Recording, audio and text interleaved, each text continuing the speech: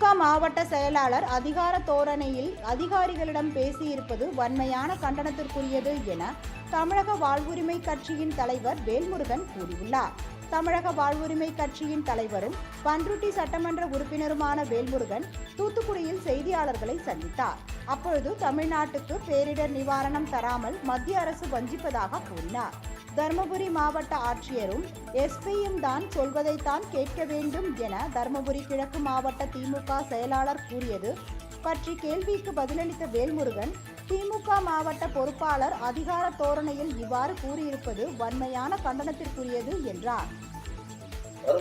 மாவட்ட ஆட்சித்தலைவர் என்பது ஒரு மாவட்டத்தினுடைய முதன்மை நீதிபதி, ஒரு மாவட்டத்தினுடைய காவல் கண்காணிப்பாளர் என்பது அந்த மாவட்டத்தில் ஏற்படுகின்ற அத்தனை மக்களுக்கும், அவர் எந்த சாதி, எந்த சமூகம், எந்த கட்சி, ஆளுங்கட்சி, எதிர்கட்சி, எல்லாருடைய நலனையும் பாதுகாக்க வேண்டிய பொறுப்பு மாவட்ட ஆட்சித்தலைவருக்கும் காவல் கண்காணிப்பு என்ற 2 மாவட்டத்தினுடைய உயர் பதவிகள் வைக்கக்கூடியவர்கள் இருக்கு.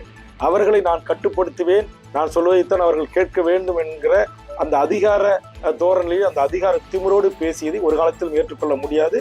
அது வன்மையான கண்டனத்துக்குரியது.